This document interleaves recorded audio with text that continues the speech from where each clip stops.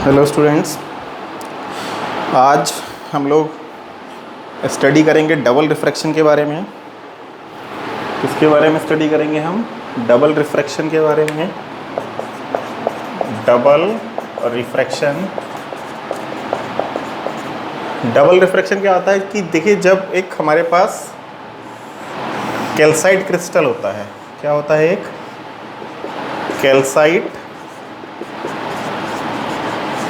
Crystal होता है। ये क्या होता है? डबली रिफ्रैक्टिंग क्रिस्टल होता है। इसे बोलते हैं हम डबली रिफ्रैक्टिंग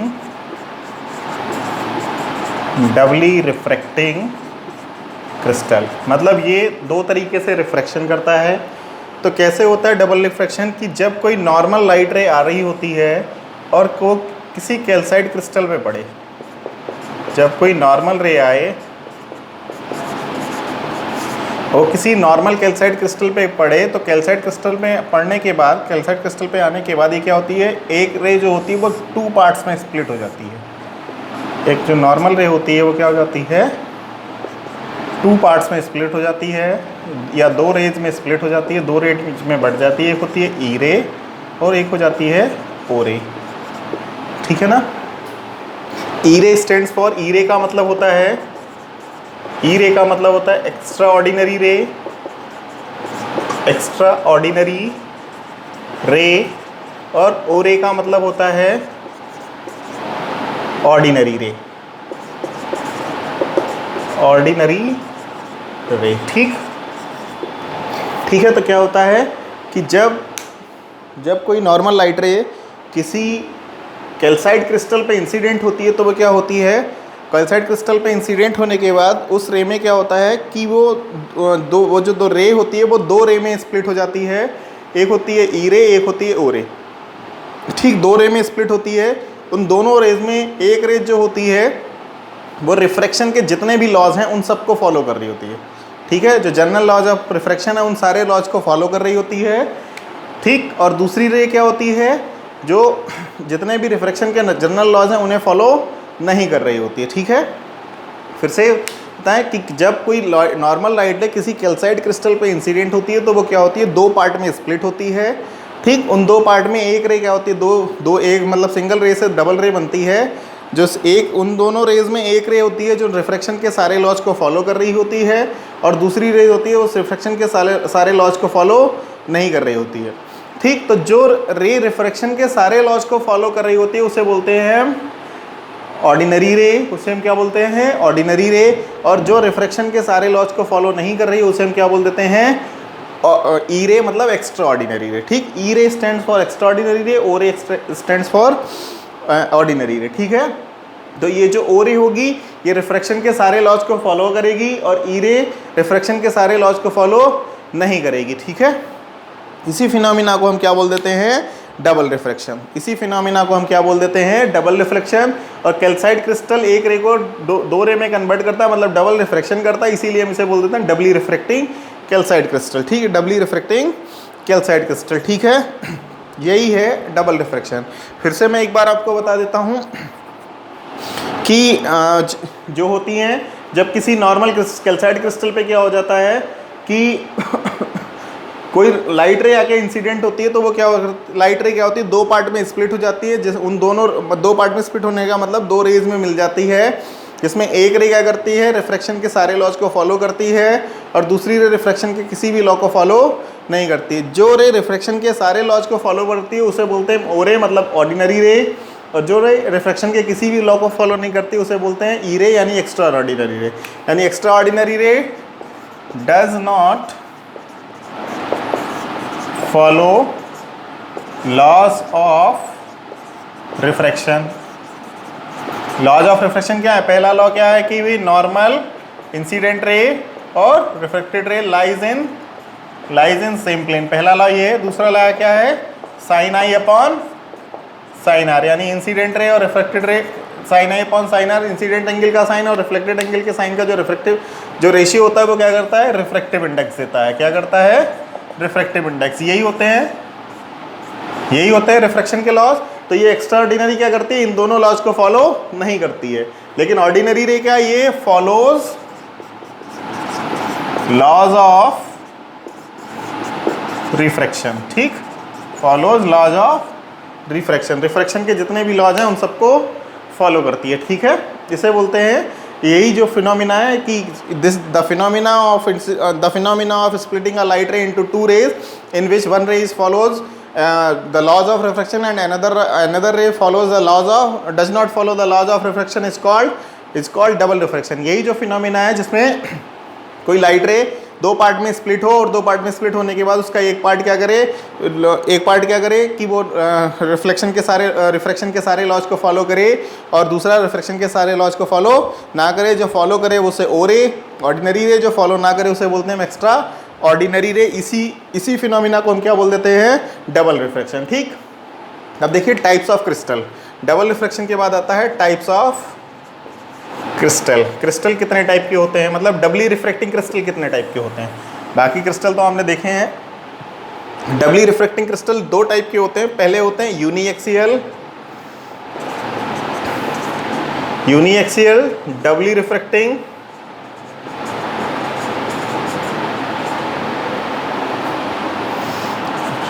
क्रिस्टल, और दूसरा बाईएक्सियल डबली रिफ्रैक्टिंग क्रिस्टल। क्रिस्टल्स जो होते हैं वो दो टाइप के होते हैं। एक, हाँ, इसमें एक चीज़ मैं आपको बताना भूल गया था। जब किसी ये जो कैल्साइड क्रिस्टल होता है या जो भी डबली रिफ्रैक्टिंग क्रिस्टल्स होते हैं, उनसे आप अगर किसी रे को देखेंगे, मतलब किसी ऑब्जेक्ट को देखिए, दूर कोई ऑब्जेक्ट है तो क्या करेगा, उस ऑब्जेक्ट की आपको दो इमेज दिखाई देंगी। उस ऑब्जेक्ट की आपको दो इमेज दिखाई देंगी। एक ई रे की वजह से दिखाई देगी, मतलब एक एक्स्ट्राऑर्डिनरी रे की वजह से दिखाई देगी, दूसरी ऑर्डिनरी रे की वजह से दिखाई देगी, ठीक है। किसी भी क्रिस्टल को आप देखें, किसी भी इस क्रिस्टल से आप, किसी भी डबली रिफ्रैक्टिंग क्रिस्टल से आप किसी ऑब्जेक्ट को देखेंगे तो क्या होगा, दो इमेज दिखाई देती हैं। पहली दिखाई देती है एक्स्ट्राऑर्डिनरी रे की वजह से और दूसरी ऑर्डिनरी रे की वजह से, ठीक है। कितनी इमेज दिखाई देंगी, when we see an object from doubly refracting crystal, doubly refracting crystal की वजह से आप देखेंगे तो क्या दो इमेजेस दिखाई देंगी, वी गेट टू इमेजेस। किसकी वजह से, पहली इमेज होती है ई रे की वजह से और दूसरी होती है ओ रे की वजह से। वो डबल रिफ्रैक्शन कर रहा है ना, एक ई रे और दूसरा ओ रे, तो पहली इमेज ई रे की वजह से होती है, दूसरी इमेज ओ रे की वजह से होती है। तो क्या होता है, अब जो क्रिस्टल आपने देखा, सपोज ये क्रिस्टल है, इस क्रिस्टल, ये मैं कुछ ले लूं, ये क्रिस्टल है सपोज हमारे पास। इस क्रिस्टल से जब आप ऐसे करके देखेंगे किसी भी ऑब्जेक्ट को तो आपको दो इमेजेस दिखाई देगी, ठीक। एक आप ऐसे जैसे देख रहे हैं इससे, तो आपको दो इमेज दिखाई देंगी। दो इमेज जब दिखाई देंगी इसका मतलब होगा एक ई रे की वजह से बन रही है, एक ओ रे की वजह से बन रही है। और एक आप जब इसे ऐसे रोटेट करना स्टार्ट करेंगे, ऐसे क्रिस्टल को जब रोटेट करना स्टार्ट करेंगे इस तरीके से, तो क्या होगा, एक इमेज कांस्टेंट रहेगी, एक इमेज अपनी जगह पे ही रहेगी, दूसरी इमेज भी उस क्रिस्टल के साथ साथ रोटेट करेगी। एक इमेज अपनी जगह पे रहेगी, दूसरी इमेज भी अपने साथ साथ इस क्रिस्टल के साथ साथ रोटेट करेगी। तो क्या होगा, जो इमेज अपनी जगह पे कांस्टेंट है, जो मूव नहीं, क्रिस्टल को मूव कराने पे मूव नहीं कर रही है, क्रिस्टल को रोटेट कराने पे रोटेट नहीं कर रही है, वो इमेज किसकी वजह से बनेगी, ई रे की वजह से। वो इमेज किसकी वजह से बनेगी, ई रे की वजह से। और अगर जो आप क्रिस्टल को रोटेट कराने पे जो इमेज मूव कर रही है वो किसकी वजह से बनेगी, ओ रे की वजह से, ठीक है। तो दो तरीके की इमेज बनेंगी, एक ई रे की वजह से, एक ओ रे की वजह से।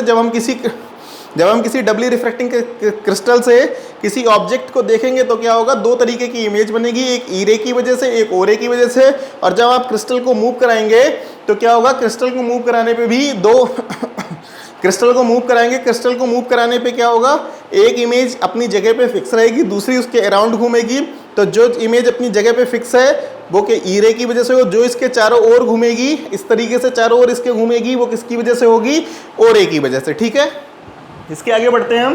टाइप्स ऑफ क्रिस्टल, दो तरीके के क्रिस्टल होते हैं, एक यूनिएक्सियल डबली रिफ्रैक्टिंग क्रिस्टल और दूसरा होता है बाईएक्सियल डबली रिफ्रैक्टिंग क्रिस्टल। यूनिएक्सियल मतलब एक एक्सिस जिसमें कोई सिंगल एक्सिस हो, एक्सिस सिंगल है उसे बोलते हैं यूनिएक्सियल डबली रिफ्रैक्टिंग क्रिस्टल, और बाई एक्सियल का मतलब जिसमें 2 एक्सिस हो। नाम से क्लियर है, ऐसा क्रिस्टल जिसमें एक ही एक्सिस हो उसे बोलते हैं हम यूनिएक्सियल डबली, एक ही एक्सिस का मतलब ऑप्टिक एक्सिस, जिसमें सिंगल ऑप्टिक एक्सिस हो उसे हम बोलते हैं uniaxial doubly refracting calcite crystal, sorry crystal.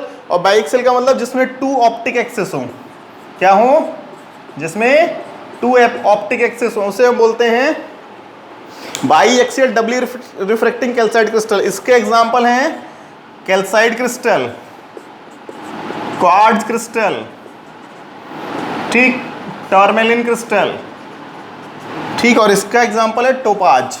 Topaz भी एक क्रिस्टल है, ठीक। तो ये जो ऊपर वाले क्रिस्टल हैं, कैल्साइट क्रिस्टल है, क्वार्ट्ज क्रिस्टल है, टॉरमेलिन क्रिस्टल है, ये क्या है, uniaxial doubly refracting calcite crystal है। मतलब इनमें क्या होता है, एक ही ऑप एक्सिस होती है, और बाईएक्सियल का मतलब इनमें 2 ऑप्टिक एक्सिस होती है, उसे हम बोल देते हैं बाईएक्सियल डबली रिफ्रैक्टिंग कैल्साइट क्रिस्टल। इसके आगे बढ़ते हैं कि पहले देखते हैं ऑप्टिक एक्सिस क्या होती है, या पहले ब्लंट कॉर्नर देखते हैं। ऑप्टिक एक्सिस ब्लंट कॉर्नर से ही पास होती है, तो पहले हम ब्लंट कॉर्नर देखते हैं कि ब्लंट कॉर्नर क्या होता है।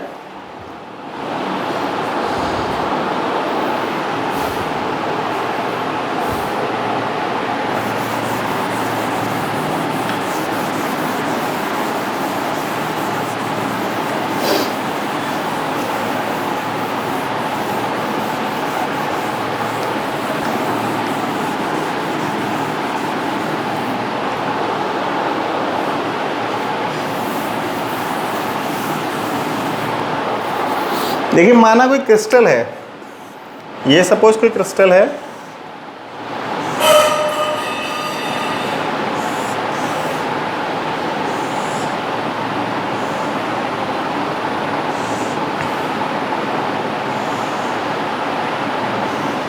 ठीक। अब इस क्रिस्टल में, ये कोई क्रिस्टल हो गया, अब किसी भी चीज़ का मान लिया यूनिएक्सियल है, यूनिएक्सियल बाईएक्सियल कोई भी हो, मान लिया यूनिएक्सियल क्रिस्टल है। अब इस क्रिस्टल में कोई ना कोई एक ऐसा कॉर्नर जरूर होगा, हम पढ़ लें blunt corner, blunt corner. Blunt का मतलब आप समझते हो ना, जैसे ब्लंट नाइफ होता है जिसमें धार ना हो, तो हम भाई ब्लंट कॉर्नर पढ़ रहे हैं, एक ऐसा क्रिस्टल जिसमें जो ब्लंट हो। ब्लंट का मतलब कि उसका एरिया ज़्यादा हो, तो कोई इन सब में कोई ना कोई एक ऐसा कॉर्नर जरूर होगा जिसके तीनों एंगल, एक एंगल ये होता है, एक एंगल ये होता है, एक एंगल पीछे वाली आर्म में होता है, ठीक।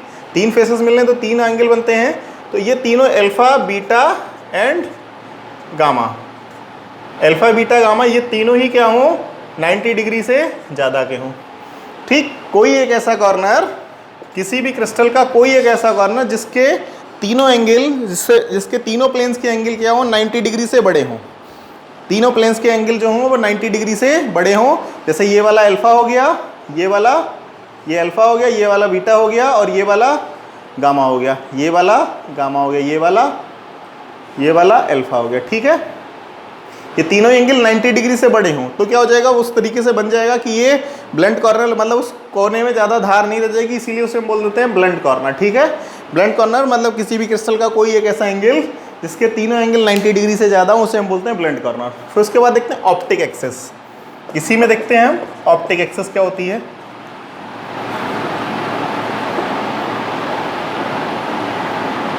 ये सपोज हमारे पास ये इसका ब्लंट कॉर्नर है, ए इसमें ब्लंट कॉर्नर से पास होती हुई एक रे, एक कोई डायरेक्शन जो अपोजिट फेस पे जाके मिले, तो यहां से मिलके कहाँ आए, यहाँ पे, यहाँ से स्टार्ट हो और कहाँ मिले, यहाँ पे आके, ये क्या हो जाएगी, ऑप्टिक एक्सिस, ठीक। ब्लंट कॉर्नर से पास होती हुई कोई भी रे, जो ब्लंट कॉर्नर से पास होती है उसे हम क्या बोल देते हैं, ऑप्टिक एक्सिस, ठीक। और एक चीज़ और है, ऑप्टिक एक्सिस डायरेक्शन है, कोई लाइन नहीं है। ऑप्टिक एक्सिस क्या होती है, डायरेक्शन होती है, कोई लाइन नहीं होती। तो कोई भी दूसरी रे या कोई भी दूसरी लाइन जो ऑप्टिक एक्सिस के ठीक पैरेलल पास हो रही है वो भी ऑप्टिक एक्सिस होगी। इसीलिए ये यूनिएक्सियल बनाया मैंने, डबल बाईएक्सियल में क्या हो जाए, यहाँ से अगर कोई रे हम पास कर दें और इसके ठीक पैरेलल हो तो वो भी क्या हो जाएगी, ऑप्टिक एक्सिस। बाईएक्सियल क्रिस्टल में ऐसा ही होता है कि कोई दूसरी लाइन उसके ऑप्टिक एक्सिस के ठीक पैरेलल पास हो रही होती है, तो वो भी क्या हो जाती है, ऑप्टिक एक्सिस। ठीक, तो ये ऑप्टिक एक्सिस है। तीसरी है, एक चीज़ और भी है कि जब किसी क्रिस्टल में कोई लाइट रे ऑप्टिक एक्सिस पे इंसिडेंट होगी तो वो डबल रिफ्रैक्शन उसमें शो नहीं करेगी। जब ऑप्टिक एक्सिस से अलग पड़ेगी तभी डबल रिफ्रैक्शन का फॉर्मूला होगा। डबल रिफ्रैक्शन का जो कॉन्सेप्ट है वो तभी आएगा जब ऑप्टिक एक्सिस से हटके पड़े। अगर कोई रे ऑप्टिक एक्सिस के अलॉन्ग पड़ रही है किसी क्रिस्टल पे, चाहे वो डबली रिफ्रैक्टिंग क्रिस्टल ही क्यों ना हो, उस पर पड़ रही है, तो वो क्या करेगी, डबल रिफ्रैक्शन को शो नहीं करेगी। केवल वो तभी शो करेगी जब रे ऑप्टिक एक्सिस से अलग हटके गिरे। ठीक है, ऑप्टिक एक्सिस पे गिरेगी तो वो डबल रिफ्रैक्शन शो नहीं करेगी। ठीक है, ये हो गया डबल रिफ्रैक्शन। अब हम पढ़ते हैं तीसरा, प्रिंसिपल सेक्शन। किसी भी क्रिस्टल में प्रिंसिपल सेक्शन क्या होता है? प्रिंसिपल सेक्शन एक प्लेन होता है जो ऑप्टिक एक्सिस से पास हो। Principal section is a plane which passes through optic axis and perpendicular to the opposite faces। इस फेस और ये वाली फेस, ये अपोजिट फेसेस है, इनके परपेंडिकुलर हो और ऑप्टिक एक्सिस से पास हो, तो क्या हो जाएगा, यहां से यहां मिला दीजिए और यहां ये वाला यहां मिला दीजिए। ये जो प्लेन बनेगा, ये जो तिरछा प्लेन बनेगा, उसके जो हम कहें डायगोनल पे जो प्लेन बनेगा, ये देखिए इस वाले प्लेन ऐसा है, प्रिंसिपल सेक्शन इस टाइप से खड़ा है। एक प्लेन ये है, एक प्लेन ये है और एक प्लेन ये है। इन दोनों के परपेंडिकुलर है ना, ऑप्टिक एक्सिस यहाँ से पास, ऊपर वाले कॉर्नर से पास हो रही है। तो ये जो प्लेन है, ये वाला ये इस टाइप से खड़ा हुआ, इस वाले और इस वाले दोनों के परपेंडिकुलर है और ऑप्टिक एक्सिस से पास हो रहा है। ठीक, तो कोई प्लेन जो ऑप्टिक एक्सिस से पास हो और उस ऑप्टिक एक्सिस के अपोजिट दोनों जो फेसेस हो उनके परपेंडिकुलर हो, उसे हम बोल देते हैं प्रिंसिपल सेक्शन या प्रिंसिपल प्लेन। ठीक है, उसे हम क्या बोल देते हैं, प्रिंसिपल सेक्शन या प्रिंसिपल प्लेन। इन सब में कोई दिक्कत हो तो मुझे दोबारा बताइए।